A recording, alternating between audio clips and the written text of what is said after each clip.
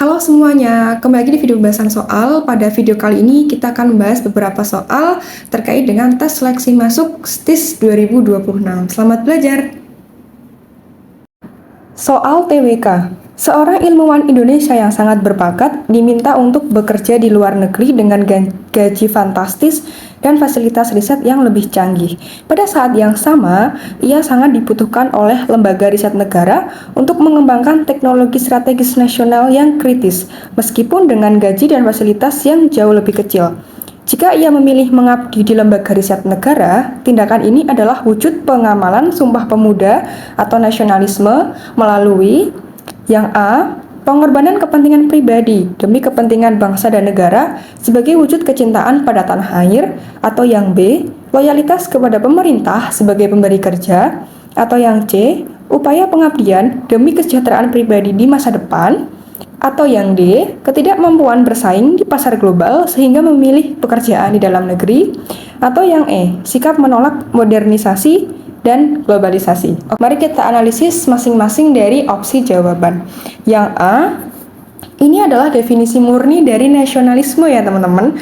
Karena apa? Nasionalisme itu menuntut seseorang untuk menempatkan kepentingan umum atau dalam hal ini kepentingan negara itu di atas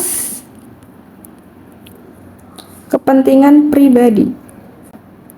Nah, kepentingan pribadi di sini seperti gaji besar di luar negeri. Nah, untuk yang opsi B, yang ini loyalitas kepada pemerintah ini kurang tepat ya, teman-teman. Karena loyalitas kepada pemerintah itu adalah bagian dari ASN. Tapi kalau misalnya konteksnya adalah Sumpah Pemuda, maka nilai yang lebih tinggi adalah loyalitas kepada bangsa dan negara, bukan sekedar pemberi kerja. Oke, untuk pilihan C itu salah ya teman-teman, karena ini malah dia ini kontradiktif. Kenapa kontradiktif? Karena memilih gaji kecil itu justru mengorbankan kesejahteraan pribadi material. Nah, kemudian untuk yang pilihan D itu juga salah atau negatif karena ini adalah pilihan yang menjatuhkan karakter tokoh atau meremehkan kemampuannya. Untuk yang opsi E sendiri itu juga salah karena bekerja di dalam negeri itu bukan berarti kita menolak modernisasi, melainkan apa? Membangun modernisasi di negeri sendiri. Jadi untuk soal ini jawaban yang tepat adalah yang A. Oke, selanjutnya adalah soal TIU. Kita di sini punya soal deret angka. Soalnya adalah 2, 9, 28, 65, 126, dan bla bla bla. Nah, untuk mengerjakan soal ini, teman-teman harus tahu dulu pola yang digunakan untuk mengerjakan soal deret angka ini. Kadang itu polanya ada juga yang udah ditentuin, kayak misalnya pola persegi atau pola bilangan segitiga gitu. Tapi ada juga beberapa soal yang memang kita harus mencari tahu sendiri polanya dari bilangan itu seperti apa. Untuk soal ini itu polanya adalah N pangkat 3 ditambah dengan 1. Nah, kita coba gunakan pola ini untuk mengerjakan soalnya. Misal untuk N sama dengan 1, berarti kan kita punya di sini, berarti N-nya kan 1 pangkat 3 ya, tambah 1. 1 pangkat 3 kan 1, tambah 1 sama dengan 2. Kemudian untuk N sama dengan 2, berarti 2 pangkat 3 ditambah 1. 2 pangkat 3 berapa? 8 ditambah 1 sama dengan 9. Kemudian untuk N sama dengan 3, berarti 3 pangkat 3 ditambah 1 gitu ya. 3 pangkat 3 27 ditambah 1 sama dengan 28. Nah, kemudian N sama dengan 4, itu berarti 4 pangkat 3 ditambah 1, itu ada 64 ditambah 1, 65. Kemudian N sama dengan 5, berarti 5 pangkat 3 itu ditambah 1 sama dengan 125 ditambah 1, 126. Nah, ini berarti N berapa? Ini N 1, 2, 3, 4, 5, 6. Nah, berarti untuk N sama dengan 6 itu adalah 6 pangkat 3 ditambah 1. 6 dipangkatkan 3 itu kan 216 ditambah 1, 217. Jadi, jawaban dari soal ini adalah yang D. Soal selanjutnya, ini ada soal TIU. Carilah pasangan gambar di bawah ini sehingga memiliki hubungan yang sama dengan pasangan gambar sebelumnya.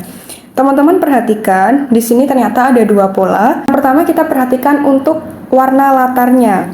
Warna latar, nah dari sini ke sini, itu latarnya berubah dari hitam ke putih. Berarti apa? Dari gambar ini itu harusnya warna latarnya juga putih karena dia warnanya hitam, berarti dibalik ke warna putih. Nah, kemudian untuk pola yang kedua itu adalah bentuk luar itu berprogresi. Nah, untuk gambar ini dia bentuknya adalah segitiga. Nah, untuk yang ini dia itu segi 4. Berarti kan nambah 1 ya dari segitiga ke segi 4. Nah, untuk yang gambar ini dia itu merupakan segi 5. Berarti gambar selanjutnya ini dia harus berprogresi menjadi segi 6. Nah, kita harus mencari nih gambar yang latarnya itu warna putih dan bentuknya itu adalah segi 6. Yang mana? Ternyata yang segi 6 itu adalah yang E. Nah, selanjutnya ini ada soal TKP. Kantor Anda terbagi-bagi menjadi kelompok-kelompok berdasarkan asal daerah yang sangat kental sehingga menyulitkan kolaborasi lintas kelompok. Inisiatif Anda untuk menciptakan persatuan di kantor adalah A. Menghindari berinteraksi dengan semua kelompok, atau yang B. Mengajukan protes kepada atasan tentang pembagian kelompok tersebut. C. Berusaha bergabung dengan kelompok yang paling dominan. Yang D. Menginisiasi kegiatan kantor yang melibatkan semua kelompok secara setara. Atau yang E. Mengubah kelompok-kelompok tersebut dengan kelompok baru yang Anda bentuk. Kita langsung aja ke pembahasan soalnya. Cara paling efektif untuk mengatasi polarisasi SARA di kantor adalah menginisiasi kegiatan non-kerja yang netral dan melibatkan semua kelompok secara setara, membangun kebersamaan di luar identitas. Nah, mari kita analisis masing-masing opsi jawaban yang ada. Untuk opsi A, menghindari berinteraksi dengan semua kelompok, itu ternyata apatis ya teman-teman, karena menghindari interaksi adalah pilihan terburuk karena sebagai bagian dari kantor, teman-teman itu justru memutus komunikasi dan tidak memberikan kontribusi apapun bagi perbaikan iklim kerja. Nah, untuk yang opsi B, mengajukan protes kepada atasan itu tegas, tapi sebenarnya dia berisiko ya, karena melaporkan masalah ke atasan adalah langkah formal yang benar, tapi kurang menunjukkan inisiatif pribadi dalam membangun relasi antar rekan kerja sebelum mengadu ke pimpinan. Nah, selanjutnya untuk opsi C, yaitu oportunis. Kenapa? Karena bergabung dengan kelompok dominan itu hanya akan memperkuat sekat yang ada dan menunjukkan bahwa kamu tidak punya prinsip untuk menyatukan sebuah perbedaan. Nah, untuk opsi yang D, itu solutif dan inklusif. Karena kamu menciptakan wadah baru untuk membaurkan mereka tanpa harus menyerang kelompok yang sudah ada secara frontal. Nah, ini merupakan langkah yang paling efektif dalam sosiologi organisasi. Untuk opsi yang terakhir, yaitu E, ini ambisius tapi kurang realistis ya, karena mengubah kelompok secara paksa itu seringkali justru memicu perlawanan gitu. Padahal kamu belum tentu punya wewenang sebesar itu jika bukan pimpinan tertinggi. Jadi, pada soal ini jawaban yang benar itu adalah yang D. Namun, ketika kita kasih skor pada masing-masing opsi, untuk skor 5 itu opsi D, skor 4 opsi B, skor 3 opsi E, skor 2 opsi C, dan skor 1 adalah opsi A. Selanjutnya ini ada soal tes matematika, diberikan sebuah persamaan eksponen seperti ini. Jika X dan Y adalah bilangan bulat yang memenuhi persamaan tersebut, maka hubungan antara X dan Y yang benar adalah yang A, B, C, D, atau yang E. Kita tulis langsung aja di sini untuk persamaan eksponennya ya. 1/27 pangkat 2X ditambah Y sama dengan 81 pangkat X kurangi 2Y. Teman-teman, untuk mengerjakan soal ini kita harus mengingat terlebih dahulu sifat-sifat dari perpangkatan. Yang pertama yang kita bisa gunakan adalah gini, A pangkat M kali N sama dengan A pangkat M dikali N. Nah, kita juga bisa nantinya memakai A pangkat minus N sama dengan 1 per A pangkat N. Oke. Nah, untuk yang pertama kita harus mencari atau kita harus menentukan agar basisnya itu dari kedua persamaan ini adalah sama. Nah, yang pertama kita ubah dulu 27 ini itu bisa diubah ke 3 pangkat 3. Kemudian 81 ini kita bisa ubah ke 3 pangkat 4. Nah, kita tulis berarti di sini 1/27 jadi 3 pangkat 3. Terus ini masih tetap 2X plus Y sama dengan 81 itu jadi 3 pangkat 4 di sini. Ini tetap X min 2Y gitu ya. Nah, kemudian kita bisa mengalihkan ya. Tadi dengan sifat yang ini berarti kita punya di sini adalah, kita lanjutin sini aja ya teman-teman. Kita punya di sini 1/3. Nah, ini bisa dikali ya. 3 dikalikan dengan 2X ditambah 3 dikalikan dengan Y. Jadi, kita punya di sini adalah 3 pangkat 6X ditambah 3Y. Nah, sama dengan yang sini konsepnya juga sama, dikalikan. Jadi, kita di sini punya 3 pangkat 4X dikurang 8Y. Nah, selanjutnya untuk yang bentuk ini kita bisa ubah menggunakan sifat yang ini. Makanya jadinya adalah 3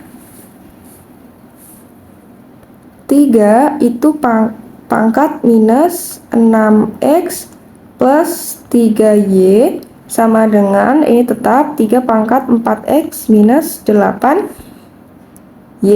Oke, karena di sini adalah basisnya udah sama atau bilangan pokoknya udah sama, basisnya itu 3, makanya kita ambil pangkatnya untuk dicari nilai variabelnya. Jadi kita di sini punya minus 6X plus 3Y sama dengan 4X minus 8Y.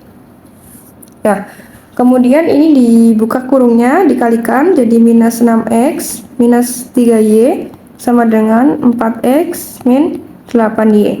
Kita satukan, berarti minus 6X yang ini dipindah jadi minus 4X, kemudian sama dengan minus 8Y ditambah 3Y gitu ya. Jadi ini minus 10X sama dengan min 8Y ditambah 3Y minus 5Y. Jadi kalau misalnya kita bagi kedua ruasnya dengan minus 5, jadi kita punya di sini 2X sama dengan 1Y atau kita tulis sebagai Y. Maka hubungan dari X dan Y itu adalah apa? 2X sama dengan Y. Atau kalau misalnya kita balik, Y sama dengan 2X. Maka jawaban yang tepat adalah yang D. Selanjutnya, di soal ini merupakan salah satu contoh dari tes psikotes umum yang ada di seleksi STIS ya teman-teman. Nah, soalnya sebagai berikut. Dalam mengatur tugas harian, saya A. membuat daftar prioritas tetapi fleksibel terhadap perubahan, atau B. bekerja secara spontan menyelesaikan tugas yang paling mendesak saat itu juga, atau C. menunda pekerjaan yang tidak saya sukai hingga benar-benar harus diselesaikan, atau yang D. selalu membuat jadwal terperinci dan mengikutinya dengan ketat, atau yang E. sering kehilangan fokus atau terganggu oleh detail kecil. Oke, langsung aja kita ke pembahasannya. Nah, Jawaban yang tepat dari soal ini adalah yang opsi A, teman-teman, yaitu membuat daftar prioritas tetapi fleksibel terhadap perubahan. Karena apa sih? Karena ini tuh menggambarkan individu yang mampu untuk merencanakan atau prioritasnya itu jelas gitu, tapi tetap adaptif terhadap perubahan serta bekerja dengan cara yang paling efektif. Nah, kenapa yang opsi lainnya itu kurang tepat? Misalnya yang opsi B, bekerja secara spontan. Itu spontan itu apa ya? Tanpa rencana gitu loh. Tanpa rencana dan hanya mengandalkan apa yang mendesak. Jadi itu menunjukkan bahwa manajemen waktunya itu adalah buruk gitu. Nah, kalau yang C, ini dia itu menunda pekerjaan itu adalah negatif ya. Perilaku yang negatif yang merusak produktivitas dan integritas. Kemudian untuk yang D, ini sebenarnya juga terorganisir.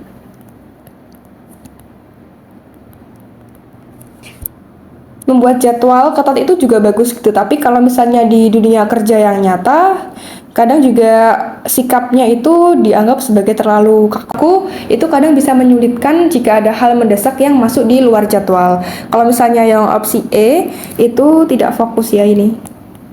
Ini adalah kelemahan fatal dalam bekerja karena menunjukkan ketidaksiapan dalam memegang tanggung jawab. Jadi, jawaban yang benar ini adalah yang A. Sekian untuk video pembahasan soal pada kesempatan kali ini. Semoga bermanfaat buat teman-teman semuanya. Selamat belajar dan sampai jumpa.